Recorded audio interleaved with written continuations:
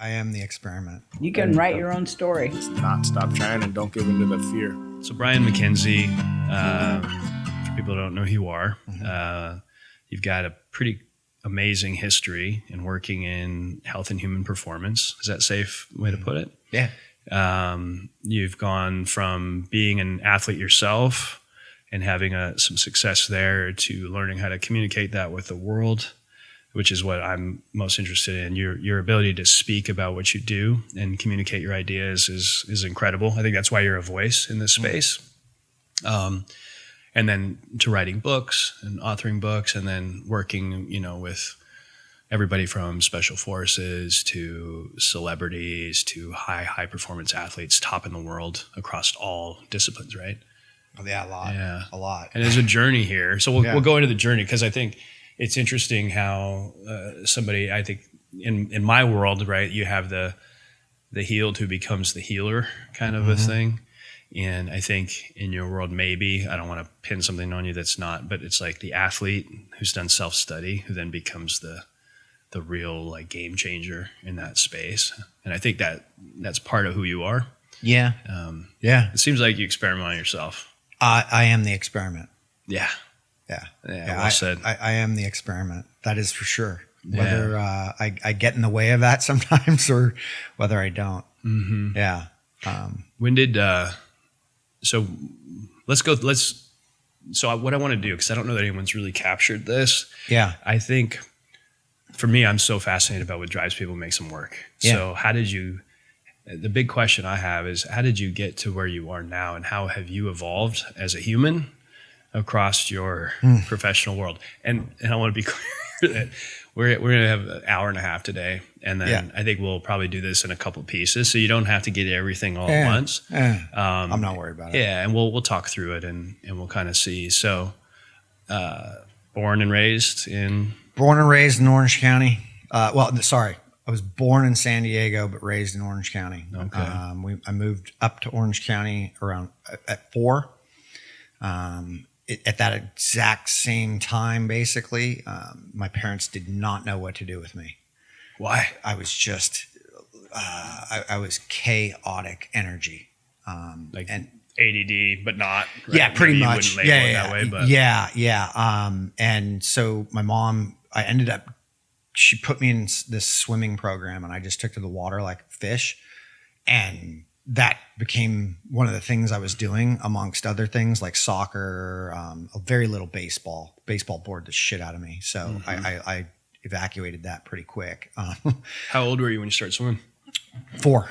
Oh, wow. Yeah. 4.5. I was in a competitive, like swim team. Yeah. Swim team. 5. I swam. I think at 5, I swam in my first like competitive, like race, whatever. Okay. Yeah. Well, not like national level 5-year-olds, but like, well, there's, yeah. So, and I remember the first event I had to swim, or one of them was like the IM. Yeah. And I started by swimming it backwards. And backwards meaning you started with freestyle? Correct. Yeah. I dove in. So if you don't know, it's butterfly, backstroke. Butterfly, back, breast, free. Yeah. I went free and realized coming off of the free that I had done it wrong. And I swam back and got out of the pool, I think. And I was just crying as like a 5-year-old. So I was crushed. I was super uncomfortable, insecure about that whole situation. However, I kept swimming. But I grew up at the ocean too. My grandparents lived in Laguna Beach. Okay. I was down there every weekend. I was down at the beach every weekend. During the summer, we were there most of the week. Nice. And then San Clemente, I was down there. Were you all in the South or North Laguna? North Laguna. Okay. Yeah, Northern Laguna. Like main beach or Main like beach Shots area. Cove and Main beach area, Okay. and then Thalia, I'd go, Okay. and I'd surf. Yeah. So I had that, and I grew up around all that. And then we moved to North Orange County, Tustin, I think when I was around 12. And that was where I went through high school as well. And then as soon as high school ended, I jumped down to like Costa Mesa, Newport Beach area. But all through high school, I had sports. Even though I had all these, I was partying every weekend, hard with my friends. And I was pretty popular. So I had that going. I had these things going for me. However, the partying really took hold of me, but if it wasn't for the sports and the competitive side of that and me enjoying that process, and also like I grew up skateboarding as well, like when it was a crime and when it was like this thing that like you weren't supposed to do, but the cool kids were doing. And like, you know, I mean, I was the first kid in my school to get you were like an outcast if you were skaters. That guy's a bad kid. He's a bad kid. You don't want your daughter with that. And it wasn't I was some great skateboarder, because I wasn't, but I skateboarded and I loved it. But that was the kind of I grew up around punk rock. I grew up in Orange County when skinheads were a big thing. So I was around a lot of that real agnostic, big energy of, you know, a kid who, as I started with the swimming and got uncomfortable and insecure, who had these little social insecurities, but felt at home in this kind of agnostic front type world, even though that's banned. It's like this whole thing that was going on at the time. I felt this pull towards that other side of things, but that quickly came to an end when I was young enough. Like around 23, where I really was introduced to, hey, you need to get away from drugs and alcohol. You're not going to make it. And I felt at that time, after multiple times of attempting, yeah, we're getting close to that edge. So I jumped into recovery, sobered up, got clean, did a lot of time around the Orange County Shuffle, which is like the epicenter of recovery. If people don't know, like, I mean, there's more meetings in Orange County than anywhere else in the world. I don't know if that still holds true, but it probably does.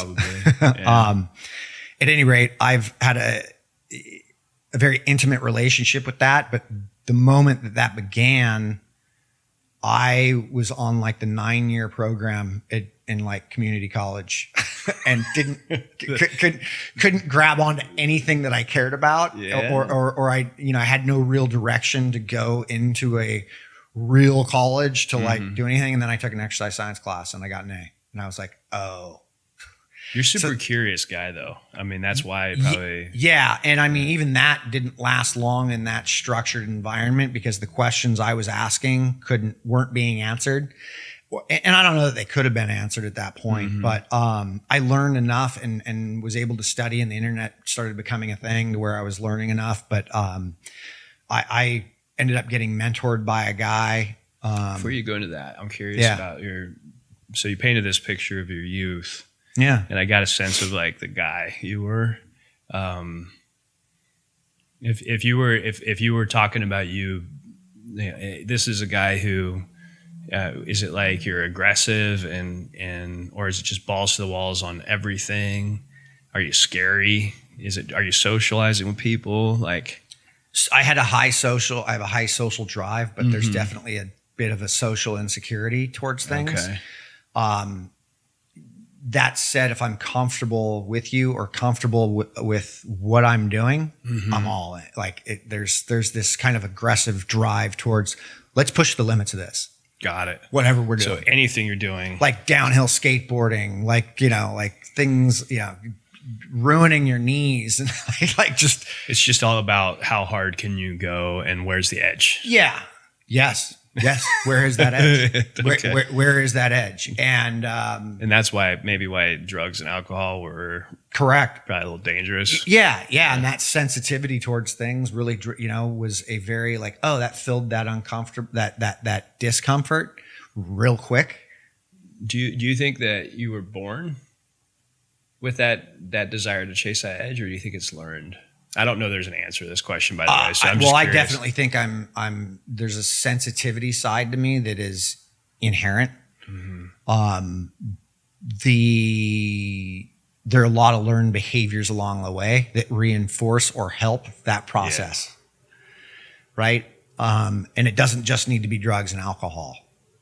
In fact, I've found out that it's many more things than drugs and alcohol. Yeah, that's good. So, you know, that's been really my journey with really trying to understand the side of human performance per se.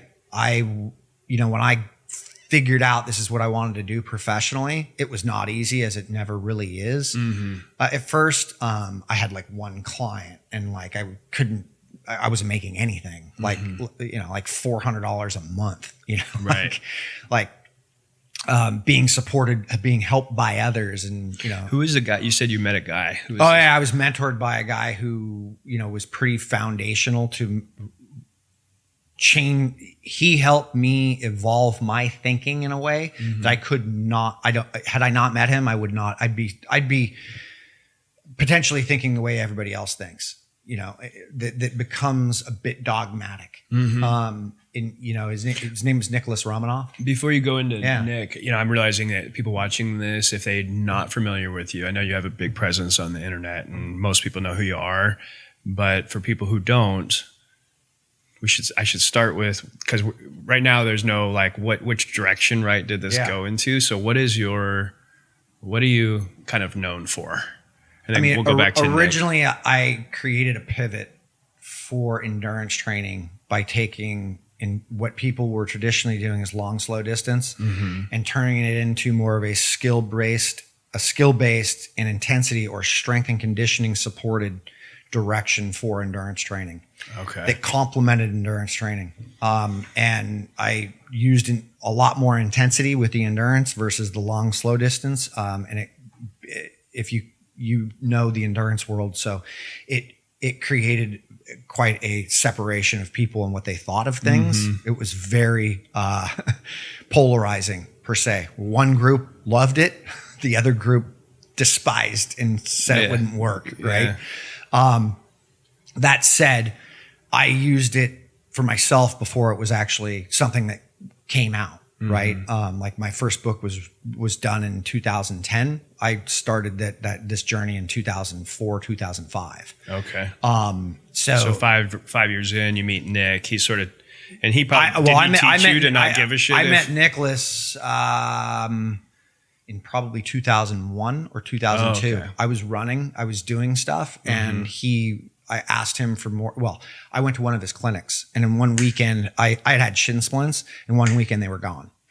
Because he's like, you move like shit. You need to change this. Like, you're not working with gravity, you're working against it. You're trying to push, you're trying to do things that are creating leverage in ways that the tissue, the tendons, all of that is now going to have to work harder. Teach you like a chi running kind of thing. Yeah. Well, so chi running was actually created off of the idea of what Romanoff created, which was Poe's method of running. Okay. And so I got a Russian introduction to, movement and standards that he had created and worked for him and had ended up working for me. I used that as kind of a catalyst for understanding a lot of the things that I got into from a performance standpoint, not just endurance training. And then, now at this point, I'm mostly known for the stuff I've done around what I understand with breathing. Although I don't really believe it's about breathing. I think it's more about the mind than anything. And then the vehicle is this body in which I can work with things or work against them. It's like watching, because I've worked with a lot of surfers, especially big wave surfers. And it's like, you see how these guys turn on in big waves. And once they're on a wave and what happens, and it's not a freak out. And yet out in the real world, many of us are just kind of in this kind of like, we put ourselves in these life-threatening situations that don't exist. And yet you put somebody in a life-threatening situation and they turn on and they come on. It's great. Billy Kemper, you know him, right? Yeah, I know Billy. Yeah, so he was talking about this when he surfs Jaws. Yeah. He said that as soon as he paddles out, every time he's like, he's going to be here Monday, by the way. I'll be in town. He said every time he paddles out, it's the same thing. It's like he just relaxes. He's like, I know it's crazy. It's literally what you're saying. So he's like, I know it's crazy, but as soon as I get past the break, everything changes. And he's like, my whole world slows down, my heart, my everything. And he says he feels the presence of his mother out there and his mother, Yeah. But it's literally echoing what you're saying. It's a special thing, but if you want to destroy that for a big wave surfer, it's just the lead up to that. That's the destruction. What do you mean that? The swell, Oh, the timing, the thinking. I'm going to go. Oh, is it going to be the swell? Is it going to be the thing? And then the anxiousness that starts to ride up, and all of the behavior around it. It's like putting themselves into this like high level, like state to just get to this place to where they're willing to fly for more than 24 hours straight and get there, and then they decompress and come in, and then they get in the zone. So tons of surfers listen to this show, right? That's a big thing. I mean, we work with surfers all the time. What can you, I mean, not any of your like deep dive stuff, but I mean, what should surfers be thinking about, or how would a big wave surfer even approach stepping into a situation like that? What can you share around that? If I'm a big wave surfer right now and I'm like, Brian, I'm about ready to surf this wave I've never surfed before. I think this applies to anybody and anything they're doing, but in big wave surfing in particular, it's like, do I want to be here or not? You're putting yourself in a situation that is definitely life-threatening, but you essentially want to be there for that reason, so that you can feel what occurs. But what is it you're chasing with a feeling? Like, you have to actually be thinking. So thinking precedes feeling, right?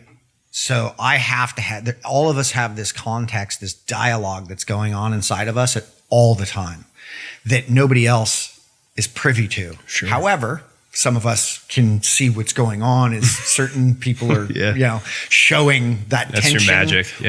or calmness about them where they've learned to flow with it, right? And I think the real question is like, do you want to be there? And if you want to be there, then be there.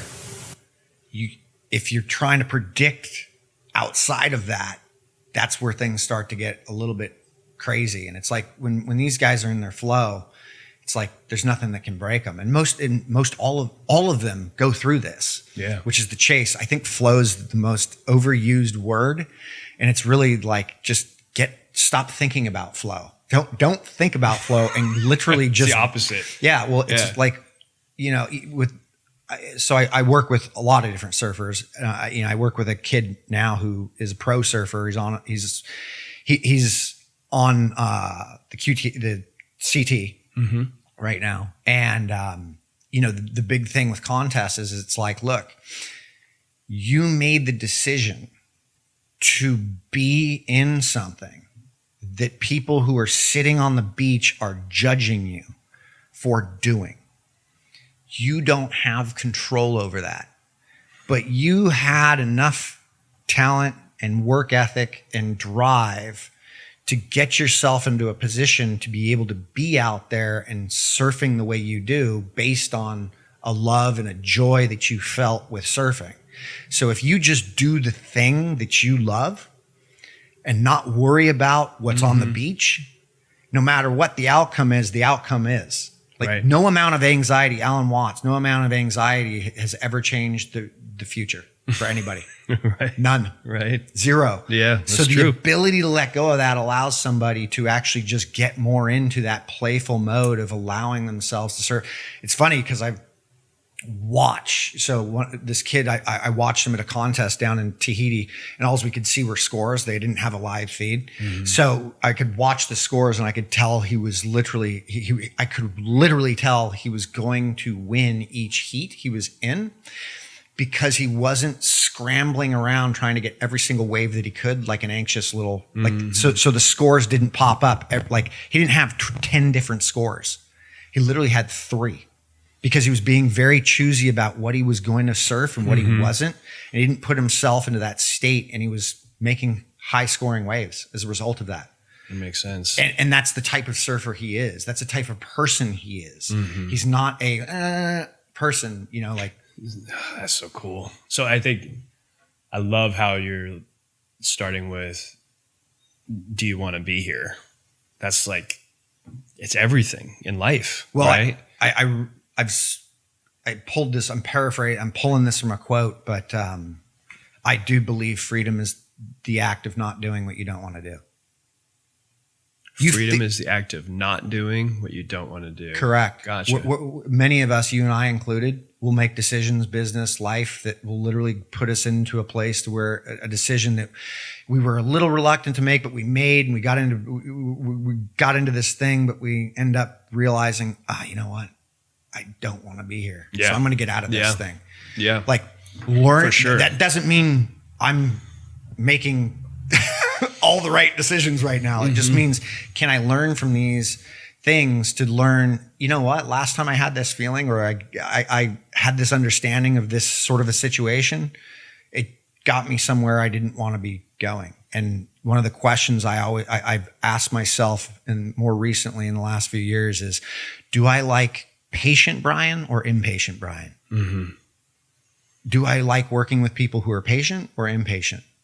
And I don't like working with impatient people, and I don't like myself when I'm impatient, because I don't like feeling anxious. I don't like feeling like, I know what it looks like when the wheels come off. For myself. I attempt to multitask. That's a human behavior. So when I see other people multitasking, I know what's going on. They've taken on too much. And so this is what compensation is. And that's what breathing is breathing is nothing more than an indicator of what's going on with somebody deeper inside. And breathing is a compensation towards energy, towards how we're using energy, towards how we're managing stress as a whole. And so it becomes very easy if you spend enough time with something like breathing. I've looked at, like, at first it was this woo-woo thing that, like, it does have these kind of things to it, but it also is telling me a story of exactly what's going on with the human being, because I know how they're regulating right now. And biochemically, we can see on a basic level what's going on. That's so cool, Brian. I love everything that you're getting into, because I think I'm really interested in the idea that breathing happens, and this is obvious stuff, but it's just fascinating. Breathing happens without thinking about it, but then it's almost like 20,000 times a day, like cruise control, right? Yeah. But then there's also this ability to consciously grab the wheel and start controlling, and then that seems to be, and you would be able to tell me this, but that's the way to, it's like the keys or the control over all sorts of other physiological things that are going on. And then ultimately even the way that you think, right? Yes. So you could produce a feedback loop really quickly. It's like, I'm going to consciously breathe this way. It's going to affect me this way, which then is going to help me feel this way, which will help me breathe this way. And, Yeah. The tricky part is, and especially with the world you work in, because, a lot of these guys are, it's at a feeling standpoint. I don't want to feel like shit anymore. It's a slippery slope being in that world, because, like I said, feeling is always preceded by context. Right. There has to be context on that. There has to be dialogue inside that's going on. And that's usually part of some self-abandoning process that we all live in. But it's really interesting, because I can, take breathing, and I can slow things down to the point to where I can really ask myself the question, am I safe? Yeah. Ultimately, I know that, because I've done enough work to be able to take a single breath and be like, I'm safe right now. If I'm not safe, I'm going to be clicking on other, it's like when the big wave surfer jumps on the big wave. You click into that mode of, I do the things that I've trained for, and that's why I go into a gym. That's why I've been worked in the firearms community. That's why I've been in self-defense. Like, you go into these things so that you can click into these worlds if I ever am in a situation like that. Oh, that's interesting. So it really is not, it's really like, hey, how can I backtrack how can I use the breathing to create, to help me get to reality and understand how I'm more or less probably torturing myself than anything. And although I might feel like crap with something, the breathing, when it's there to just change how I feel, like, I've seen the same things in the breathing world that I've seen in addiction, like quite literally, like people who are hyperventilating their way through life to try and just change how they feel in the morning because they don't like how they feel. And it's like, ooh, that road does not, that road doesn't end well. But, hopefully you'll not fall off that cliff before you can reach that conclusion. Do you, when you see people, like say you're in line at a coffee shop or something like that, and you see people, do you ever just obsessively watch how people are breathing? Like that guy's got his mouth open, and yeah, I mean, I'll just see. I don't see it in a judgmental way anymore. I mean, I see it in a way where I pick up on it automatically, and I'm like, oh, that's interesting. I wonder what they're stressed about. Yeah. Like you just know what stressed breathing looks like and what it doesn't. Cool. Yeah, that's and it's a very subtle thing, but it's also a postural thing. Like it's this is where like my background. The reason I got into breathing was because of my background in understanding human movement. Mm-hmm. Like I put on a resistance breathing device that when I drew a breath in, I organized and sat up as I drew that breath in. Because you have to, right, to fill your lungs. Your life. Well. The diaphragm circumnavigates the rib cage, and it also attaches in part basically because of that to the spine. So if I'm to get access to that diaphragm correctly and use my intercostals correctly, or I shouldn't say correctly, in a more effective or efficient manner. There you go. I would be sitting up. I would thinking about how I need to be. I would organize much differently but this is why we train. Like I'm trying to train for a better, stronger position. Sure. Right. Well, it just so happens that if I applied resistance to somebody's breathing when I did with myself, my head just exploded because I'm like, oh my gosh, I have something to give to athletes who I'm working with all over the world right now, something to organize and teach core principles to without having to say, hey, we're going to move in this particular way to do this thing. No, you're just going to breathe through this thing and you're going to automatically organize a little bit differently and get stronger in this position so that ultimately when you're paddling out, you're breathing far more optimally.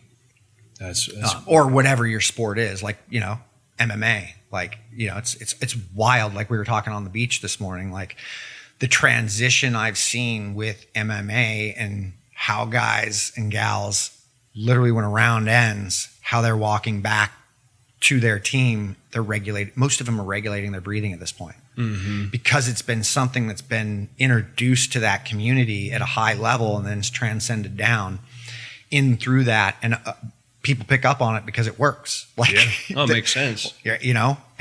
What more of a sport where life is basically on the line, you're fighting.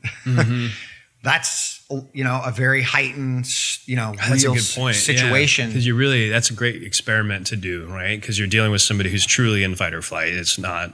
And then cardiovascular fitness and dancing within all of those realms, right? Because the fight. It's the fight. That's why I love watching the fight world and being involved to the degree that I am, because that is a situation where it's real, and yet the best in the world are doing exactly what the big wave surfers are doing. You wouldn't know. You wouldn't know that they're so calm because this is their home. They've trained this. They've played with this versus like you take them out of that. Then you start to get them bored. Yeah. And that's where they start to get destructive. And be an addict or not, we all have these tendencies towards things. And so what tools do we have at our disposal to bring us back to, well, what's the context of the container right now? Am I actually in danger or am I actually here? So why am I breathing? I can control my breathing enough to regulate my biochemistry, and then I start changing how I feel. Then I can actually be like, oh, I'm safe. Even though my finances are shit right now, I do have a roof over my head. And I've always been a killer, meaning I've always been somebody who can build things and create and do something and get myself out of trouble. Yeah. There's that situation. Or maybe you are in prison. This makes so much sense to me. And I love how you say that there's like modes. I'm going to oversimplify what you said here. No, it's all right. But it's like, you're in a mode and you're in a headspace. You check in on your breathing. Am I safe? Yes, I'm safe. And then if you're not, then it's like you flip that switch, and then now there's this performance mode. Is that what you're saying? Yeah. Well, yeah. That you trained for, right? So I'm ready for this. So I just flip over into this place now. Yeah. And it's go here. Yeah. Is that what? Well, the interesting thing about you put an athlete into a situation that they really want to be in, that you don't ever have to ask yourself that question once you've dropped into a weight. Once you go to stand up and drop in, there is no, you're there. Yeah. It doesn't matter, right? Once you're in it, there is no, it's the thinking that's happening prior to that. Like you're overthinking, when the moment we begin to overthink, so it's like, do I want to be here? Then just do it. Then just be here. And all I have to do is pay attention. All I have to do is observe. Oh, I see that peak coming in. I need to change my position. I'm going to get over here, or I'm going to have my toe partner set me up this way. Don't overthink. Like go towards that wave. Like do the thing you're here to do. You'll know to go or not. And even if you make a mistake, you're there with all the training that you've been there with anyway. Sure. I wonder if when people get injured, I mean, it could be anything, it could be ACL tear or anything, then suddenly the head starts to go, right? So psychology is a massive part of what you do. Yeah. Yes. And do you also work with people on that are, I mean, flipping back to Billy, I think about him getting injured or Kala, right? There's this, I've got to get back to a state where I'm not thinking, so when I drop into the wave that I'm able to do it. Or it could be as simple, again, like a shoulder tear and I'm starting to deadlift again or something. How can somebody that's had an injury use the things that you know to prepare themselves to be able to get back in the game, even if they're not a professional athlete, so they can say, okay, I can do this. Like how can breath be a way and headspace? Is there anything you can share about that? Yeah, I mean, maybe,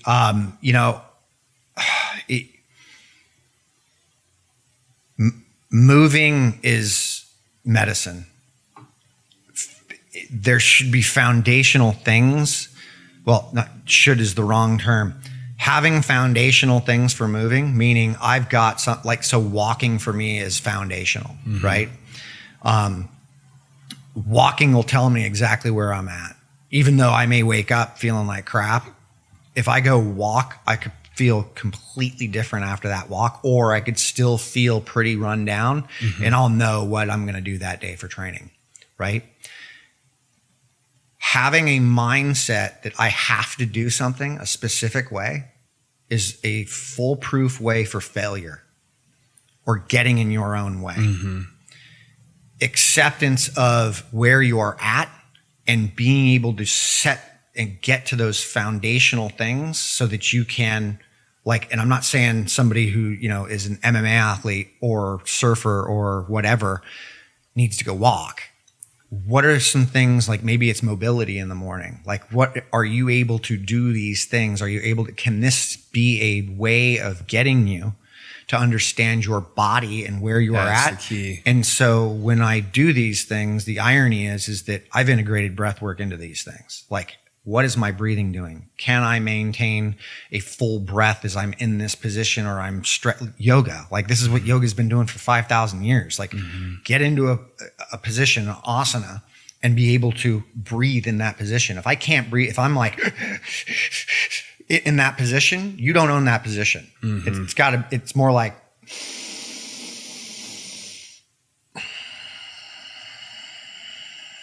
right? Like, that's very different than huffing and puffing my way through things. Yeah. And when we start huffing and puffing, or we don't have control of our breathing, trust me, you don't have control of much.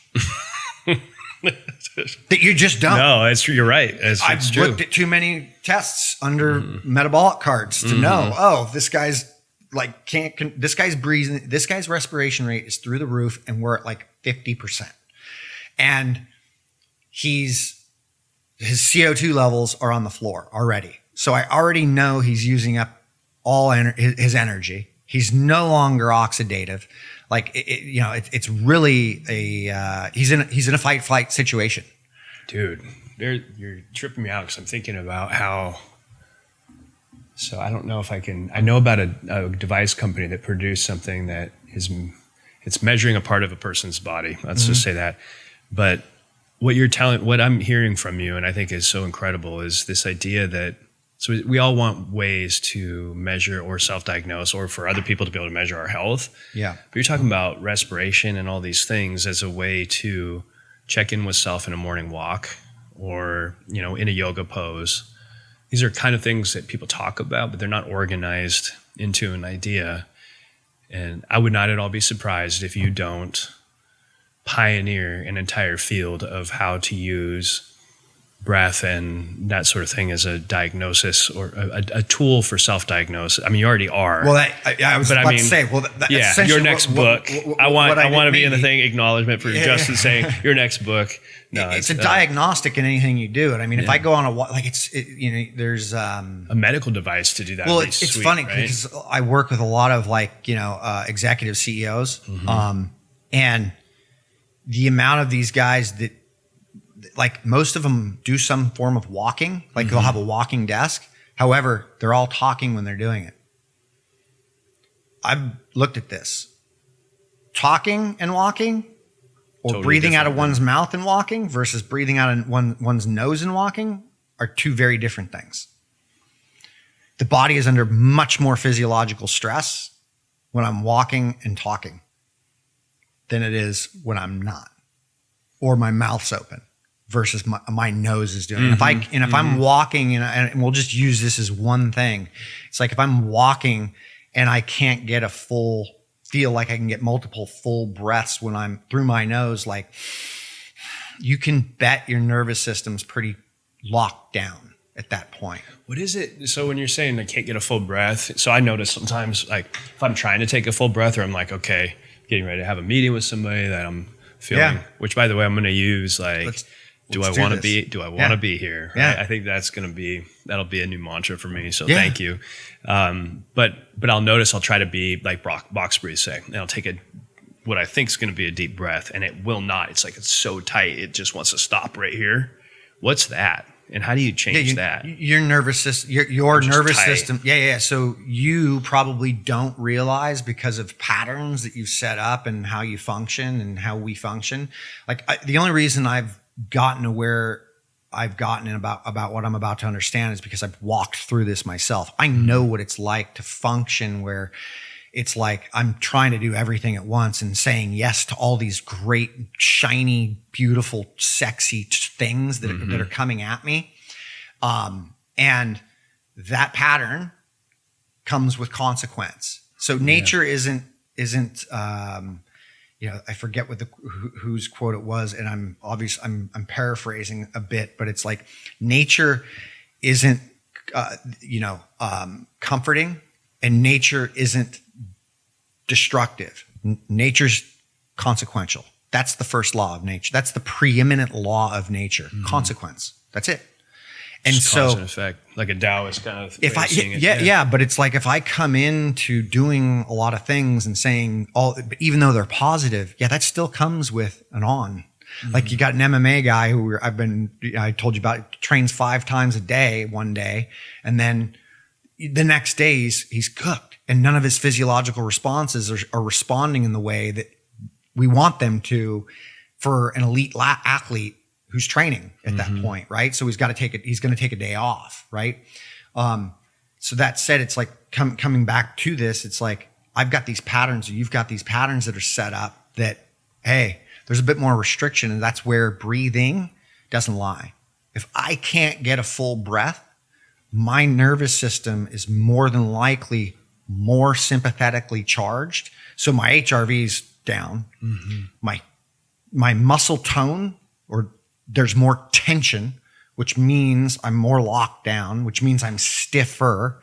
So I'm not going to be able to fill this in a way that would be optimal. And that's the part about being an elite athlete, that being an elite athlete is making those steps towards being able to recover, to make that bigger window of tolerance versus I'm living on the edge right here. And I really need, it's just, I need more of what you. Well, you don't need. No, I want. I guess I want. Want is that thing. It's How much do you want it? And it's like, where's your check-in? Where's your thing that's going to guide you in that way? I mean, for me, what I've learned with something like walking and that check-in, that, instead of like, I've done plenty of meditation. I've done breath work for over an hour straight, like I've done this shit. Like none of it even comes close to walking without my phone on and no goal, just wander. Like go wander for an hour, hour and a half. That's it. Around your hood. You're like the odd guy who was like, why is that guy? Where's he going? Well, no, now? I mean, it's funny because humans stick to similar paths. Like you stick to the thing, and then it's like I catch myself doing it. So then I go another way and you see something new and, I'm filtering all the stuff that's in my brain as I'm walking. Like we've looked at there's a study done that showed 20 minutes of sitting calmly, basically meditative with the brain, and 20 minutes of walking in the brain. The 20 minutes of sitting is great, but the 20 minutes of walking is what you want. It makes sense. Well, dude, you're moving blood. You're moving blood. So first off, we're moving things through in a way we wouldn't normally move them. Yeah. So we've got that blood flow, but you're doing it in a way that's still parasympathetic dominant if your mouth is shut. The moment that mouth opens, you move into more sympathetic tone. So if I'm talking, as we're talking, like I'm in a heightened arousal state, you're in a heightened arousal state, but like that's what happens. Like I can literally look at the data throughout a day. When I don't move as much and I talk more, it literally says my physiological stress was really high that day. Versus the days I move more and I don't talk as much, super low. Yeah. Well, you have contagious sort of enthusiasm too. Is when you get going, it's like, I could feel it, it's like, it's palpable. So I think, so a lot of the work we do is based on evolutionary theory, the idea that genes are pretty much the same for thousands of years now. Modern society changed. It makes sense that walking would do some positive things for us since we probably, for all of human history, we've been walking for quite a while. And yeah, that's a simple thing. It's just not sexy, right? So nobody wants to talk about it. I think it's like something like 8 miles a day for men and something like 5.5 for women. Do you do it in the morning, you said? Yeah, typically in the morning. That's my like thing. First thing. Do you do anything else before that? I mean, I'll get, I mean, I move all my joints around in the morning. I go through this whole like kind of Shaolin thing I learned years ago that like, moving the joints, getting, the head clear, like and then I'll have my coffee before I head out. I just have a shot of espresso and then I head out on a walk with the dog and I'm just gone for like, an hour and a half. Nice. And then I come back and I'm ready to get after the day. And I know exactly based on how I feel. And then looking at my schedule, where my openings are. And since my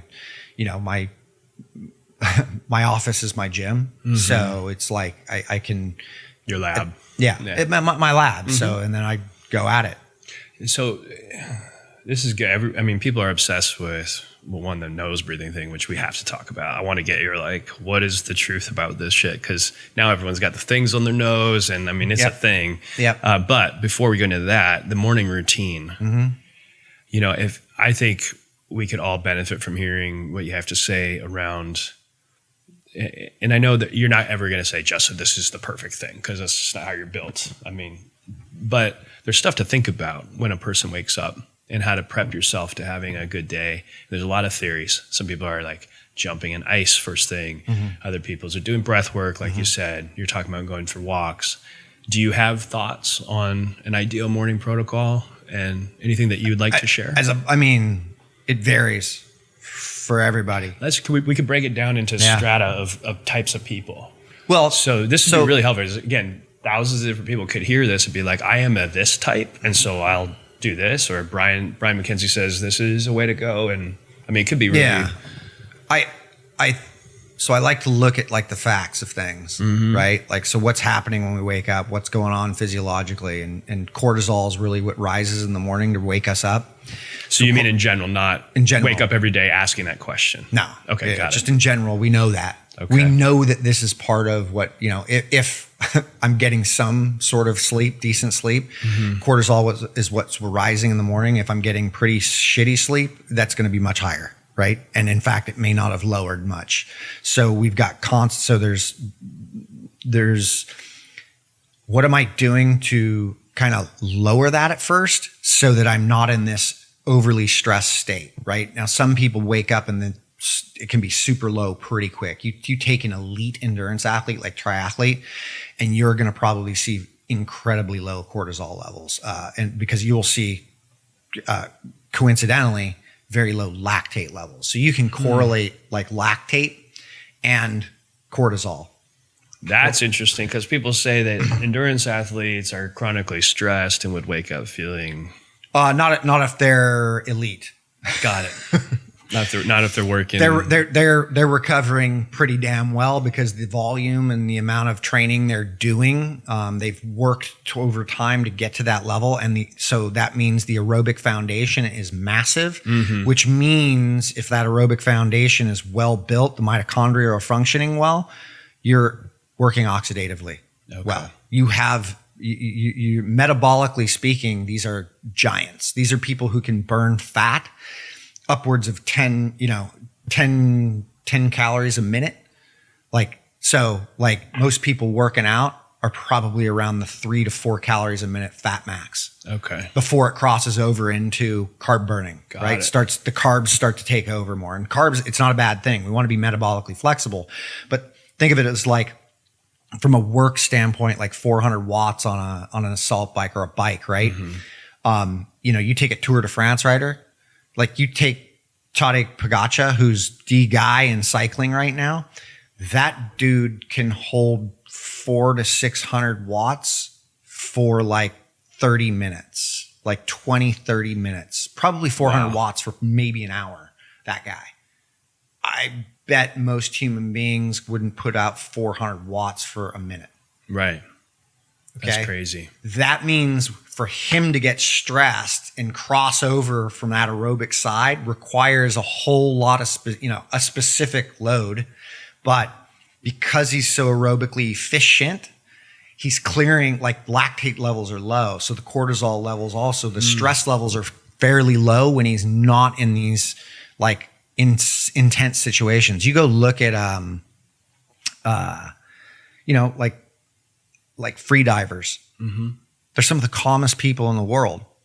Well, they've been doing a lot of breath hold work. They work on that on the other end of things where they're, literally bringing the stress levels down.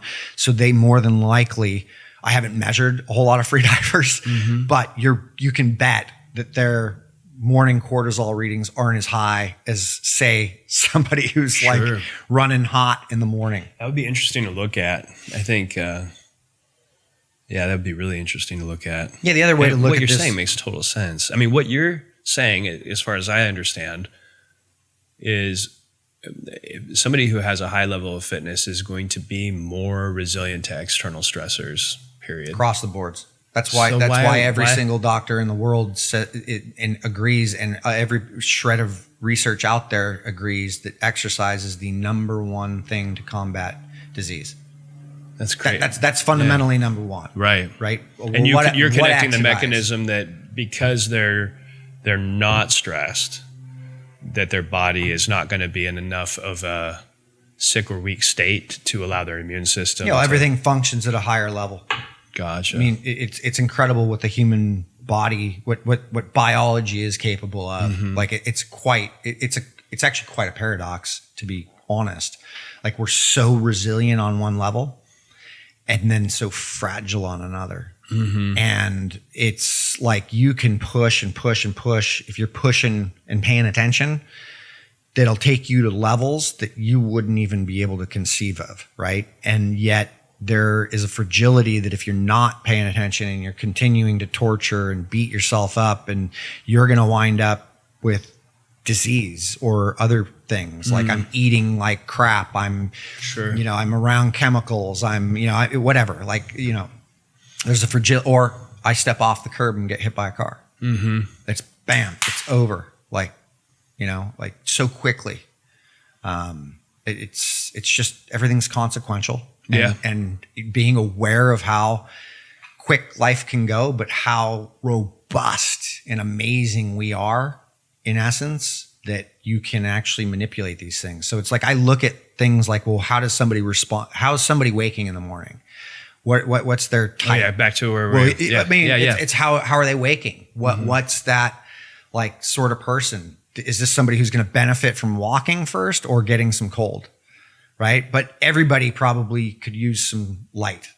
So getting people exposed to the sun, it's so interesting because there's so many people that I see when I go walking, especially down at the beach. It's like that are covering themselves up first thing in the morning from the sun and wearing sunglasses and totally covered, or, and it's like, whoa, like this they're is totally wild. not getting the point. Yeah. Yeah. Like they're taking themselves out of that. Do you touch your phone before you? I'll look in the morning because of my relationship to clients and the type of service I offer, which is more like a concierge service, like changing things on the fly. I'm available to some people like that, but it never really like gets in the way. I mean, I just go make sure there's no emergencies or anything I need to deal with, and typically there's not. 9 times out of 10 there's not. And so I just run through things, but not first thing in the morning. I go get water. I start moving my joints around. Those are the buy-ins to go look at my phone. Then I can go, and then I head out the door. A little past, like a few little steps first. Yeah, okay. I have steps towards those things. Okay, so average person, not elite athlete, wakes up, and the walk is like a self-assessment tool. Yeah. I mean, for people that run hot, who are high energy, walking is typically the first very good thing for those types of folks to do. What about the opposite of that in ice? That would be more like cold exposure. And then how would a person assess themselves through that is that type? Is there a way to? Yeah, you wake up, you're pretty tired in the morning always. Like you're a groggy person. You don't wake up ready to go type of thing. Okay. Yeah. So that's more along the lines of, getting some spark into you, getting those levels up. So 2 types of humans. One is this sort of waking up kind of groggy and tired, and maybe you didn't feel like you slept that well. That guy probably could be good to jump in an ice bath. Yeah. Or you're on the road and traveling and working, and you're waking up groggy, and you're like, oh, dude, I got to be on today. Like it's a cold shower. Cold shower in your hotel, like bing, bam. Gotcha. And then the other side. So if you wake up groggy, does that mean that it probably means a lot of things, but is one indication that cortisol is low? I don't know. 'Cause you're not I wouldn't say that. I've still seen people's lactate levels. I don't do cortisol tests. I'll do lactate checks with people where we're getting lactate. I've still seen people's lactate levels higher, but that's also like, an energy thing. Like how well are they, using energy? How well are they aerobically inclined? Like there's specific levels. Like you'll see elite like type endurance athletes, they'll be below 1.0 on lactate meter, and like 4 is your lactate threshold, like 2.0 2.2 is like your aerobic threshold. So having people below that aerobic threshold is typically what you want, because somebody's a lot more oxidative, right? So they're it's not as stressed per se, right? Gotcha. That's amazing. That's this can most definitely be correlated into HRV too. Like you're going to see a lower HRV score with somebody who's more stressed in the morning. You're going to see a higher HRV reading. Like you'll have somebody who's hypo the next morning. So they'll have a huge jump in their HRV score, right? That'll go like way through the roof, right? That they end up being a little bit more like on that kind of like lower end of things. They'll have that huge level jump up. You would trip if you saw mine. It's so low. What? My HRV. It's like ridiculously low, and my wife's is really high, and all the people I know. I'm like, is this? And I don't even know who I would talk to be like, is there something wrong I with wouldn't me? be as concerned. There's nothing wrong with you. It's more or less your fingerprint of things. Okay. So think of HRV as your fingerprint, and also like you're talking about your aura HRV, right? Yeah. It's very different. Have you ever done like legit? I did back in the day, and I got some app. I forgot what one it was, but I had the most common chest strap. So I'm in the 20s and 30s on the aura. And I was 76 on a very high level HRV reading the other day, 4 hours after waking up, sitting in a chair, laid back. So I'd been up, had coffee, and I was still at like 76. I was hitting 76. How would you know if so? Because when I saw it, I was like, "Oh, this is probably because I'm sympathetic nervous system dominant." And I'm let's not discount the fact that yes, you are running around in a survival mode most of the time. I mean, you've got a lot. You've indicated to me that all this stuff going on. It's hard for you to even respond on text message. Like you've hit that critical mass stage. Well, that's called overwhelmed. Yeah, and that's called. You're never not playing in nature. Just to be clear, you are nature. So the consequences this is so there good for me. But no, this is great. This conversation, this is everything I've gone through. Yeah, this is great. I am nature. I mean, I would literally made a shirt with we were selling shirts that said nature, and in the middle, the UR was capitalized. Nice. So it's you are nature, right? Like you can't run from this. It is what it is, and that doesn't mean that you can't That doesn't mean your HRV is going to jump up to this great place where you feel like you're going to be. Trust me, if it got to that place, you'd still be self-torturing yourself. Okay, you'd still be like it. It's can we get you to let go of that inner dialogue around this is such shitty and go, well, why am I doing as much as I'm doing when I could use a little more boundaries around what meetings I'm taking, when I'm taking them, the times I'm taking them. I don't know. I don't know your life, so. I'm not going to schedule you or work with that. And that's for you to work through. But your physiology is telling you a story. And most of us are getting hooked into the physics to we'll just use this as an example, to high stress, chronic stress, and using that as a catalyst for energy drive. So we're living off of adrenaline and cortisol. So stop, because you're but people are right, and it's not about being right. I know. It really is the that's facts. a painful truth. But that's the fear. I don't want to be chill. I don't want to be that's in my head. Trust me. You do want to get calmer. Yeah. It allows for you to see things that you can't see right now you would be like, oh my God. Probably. I see the dead people in me. Sure. I watch this with my behavior around everything. Especially with my wife, right? It's that reactivity or that thing that I did, that wasn't her. That was that thing that I allowed happen in the car, or that person that I didn't say no. And I kept doing that thing. And then I ran myself short of time. And then I got here in a rush, and now I'm reactive, and it has nothing to do with her. It's that state I put myself in, and I'm trying to, we get hooked into it because what happens is we go through what's called the stimulus response. And the stimulus response starts as an event, right? There's whatever the event is, and then the nervous system is the first thing to respond to that. So you're visually seeing me, you're hearing me. There's the nervous system is interpreting that and feeding that to a brain, which sits behind a wall of this darkness, trying to interpret this outside world and predict on it. Right? So you go through this nervous system response to it, then there is a behavior and an action towards that. That behavior and that action is the first stage of the stress response. Okay? That stage is it's going to happen for everybody, right? So pretend we're in our car, we're driving, right? And somebody cuts in front of you, right? And you automatically slam on the brakes, grab the steering wheel with both hands. That's an automatic response from your nervous system. Sure. Catch me? Perfect. Keeping you alive. It's good. Your behavior after that is fuck you, or I'm just going to let that, or just, sure. That guy's in a rush, whatever, I'll let him go. Those are two very different responses, although there's a multitude of responses that could be occurring. Of course, yeah. Right? That is the beginning of my stress response. Now, the second part of that is the recovery phase of the stress response. So the behavior, the action that occurs, think of it as like lifting weights.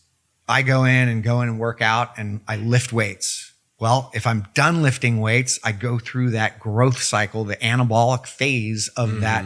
So I get these resilience hormones and neurotransmitters and things that are start to occur in the body that say, we're going to heal this. Inflammation is a part of that process. Like it's a large part of it. Inflammation is a bad thing. It means you're healing, right? And yet it's given this name of, oh, inflammation is like this bad thing. And it's like, well, no, it means we're healing. So then you go into this resilience phase, right? But you and I, we decide we want to fester on what happened in the car. And then, or we want to react to the next person that comes in. So here's what happens. We go right back to incorporating this stress response, and you literally block those resilience hormones and neurotransmitters and things that are going on. So then you get caught in this loop of feeding a false energy. I equate it a lot like coffee. You know, when I learned through trial, like just really paying attention, I would typically have like 2 or 3 shots of espresso in the morning, not like back to back to back, but it was like, you know, just to make sure that everybody's clear. I'm not that much of an no, I'm kidding. But it's like, I would have a shot of espresso and in the morning, and I get that feeling that caffeine brings on. And you're like, oh, I love that feeling. Well, what does caffeine do? Well, caffeine's just blocking the adenosine receptors, which is actually just blocking the thing that's telling me I'm tired. Okay. That's why you feel wired. Okay. What I figured out with what I was doing with coffee is I would have that shot, but the second shot, I wouldn't get any of that feeling. That second coffee, I wasn't getting any of that feeling. The third coffee, I definitely wasn't getting any of that feeling. I was just getting more like jittery from the first shot and ramped up. So I was basically creating this false sense of energy, which is exactly what chronic stress is you can't get that sympathetic arm of the nervous system to come down all the way. So the parasympathetic arm can't really come on. So when stress begins, sympathetic drive goes up and then it comes down, and then when the sympathetic goes up, the parasympathetic drops down. But then as that sympathetic drops out, the parasympathetic arm comes on, and this is where the rebound or supercompensation phase can happen in things. And we're literally retarding that so much that it never is able to come back on. So from a nervous system standpoint, I'm more sympathetically charged. So I'm living on high stress. I'm living in a fight flight mode. I'm living as if I'm in a threat. And I love it because it drives me, right? Versus like, I learned to bring it down so that the things that I do want to charge hard on, I get to. So that I can go harder in the gym, so that I can lift more, or I can push that cardio to another level, because I just don't have that gear anymore. No. It's there. It's just when we live in this chronic state, like it's hard to actually like ready to explode. Correct. That's how. So I'm going to fully disclose, like I'm not fully just like any big deal, but I have like a ball of tension in me, right? Or energy. Yes. And the places that it typically comes out, and I'm pretty tired right now because it's been the last 2 weeks have been really exhausting. So I'm worn out enough to where it's not happening now. But if I was in that state, it's like a ball of tension. And then anytime I get to talk about something I love, or I get to teach my class that I teach in here, whatever it is, it's almost like it's just the fuel. It's the engine for release, right? And it's just this, and oftentimes it's beautiful. When you do anything for 10, 12 years, you get good at talking about it, or, you know, so it's like a fire hose, but it can be artful even. And I like that feeling. That's my, the other side. And I don't do this so much anymore. Having 4 kids teaches you an incredible amount of patience. But anger, right? So it's like an explosion of anger, and it's just like, wow, how is that possible? Because I can mask things really well. So it's like, how does that open up, right? So for myself, it's like this. I would say I hold. I'm an abstract guy, and I see things kind of visually. I would say I hold this sort of ball of that energy, probably fueled by coffee, all this stuff. That's my sympathetic nervous system, and then there's just doors that open that just kind of like fly out into the world. And Sometimes it comes out in creativity, other times it comes out in a long run. And the thing that I'm afraid of is letting go of that. Yeah. So what you're saying, that's your identity. yeah, this No, is no, good. no. This podcast is going to change my life. Like, I mean, telling you, That's listening essentially why people do start these things. to you. Yeah, no, I mean, listening to you is like, that's, Yeah, what you're describing is, in essence, what you've learned how to you've learned how to fuel yourself off of this thing. Yeah. But in that, and to be clear, I did for a decade. Like I traveled around the world teaching, and doing things that I loved. However, I was also trying to run a gym. I was also trying to manage some other things, and I had no business managing all that stuff. Whatever I did though, and there was a consequence for that. But I was fueling myself off of this false energy, not realizing that I had not said no to some things that I really wish I would have said no to.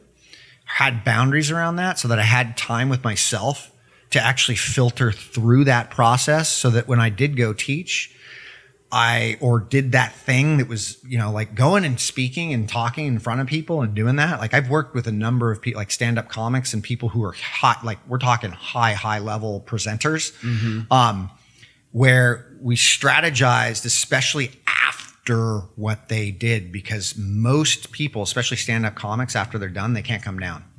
yeah.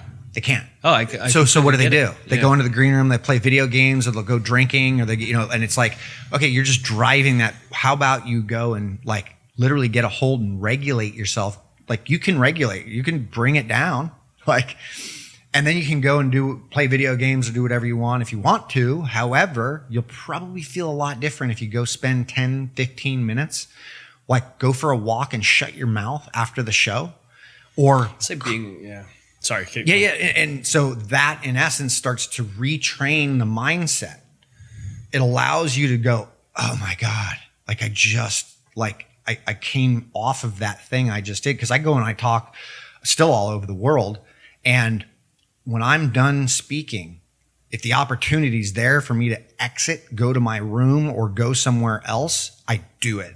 If the opportunity isn't there and I'm supposed to go talk with others or run a shop afterwards, I go do that.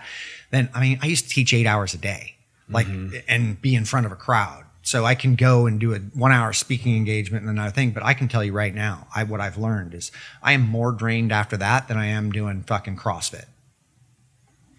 And that's from paying attention and being able to go, oh, I'm going to go do this thing. I need to be in order. I'm going to go into this meeting today, and I've got and some of us don't have the luxury of shutting all that down, but there is some place where I could bring that noise down to where I can filter out and really focus and be like, okay, in between these, even though I've got 5 minutes, I'm just going to go I'm going to go breathe. I'm going to do some box breathing. I don't care. It's okay if I don't feel like I can get a full breath. All right, I'll lay down and do it. Then you do this for 5 minutes, I'm betting that the size or the amount of air you are able to bring in is greater. And if that be the truth, that means the tension's letting go. That means it's coming down. And that's the thing we start to see with breathing, is that it really is a remote control to the nervous system. There you go. To let off the parking brake while I've got the gas on, right? And that's what we all learn to do in this world. This society we live in is all about self-abandonment and pedal to the metal while the parking brake's on. Yeah. It's like you don't have to play it. maladaptive Yeah, I just thing. found out you don't have to play it. Yeah. That's And cool. you can do well. That's you can good. do real well. This subject, I think, as the perfect. We're at time. This went by super fast. Yeah. But we'll come back to it. But I'd Yeah. love to explore with you, because this is a subject that is so universal. It's so I think of a firefighter who, we work with first responders, right? So you have firefighters, first responders, police officers that are going through hell psychologically, and they really want to get help. They know that they're in a bad spot, but they are afraid that if they were to go to a psychologist and become vulnerable, that it would translate to vulnerability when they're on shift. Yeah. Right. Like if it's like I'm not ready to open that can of worms and talk about this particular bad car accident I saw, or this child that passed away, or this terrible thing.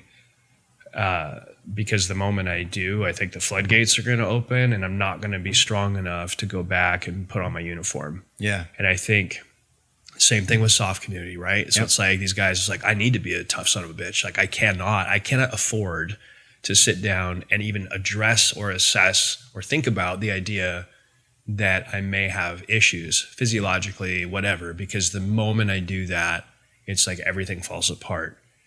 And so this subject broadly of just being okay with like considering the idea of paying attention to and changing your state in some capacity, I think is an incredibly powerful topic. And I think you've played in this arena a lot because you're literally working with top performers where their state is potentially the ability to have their state or not is potentially the difference of their career.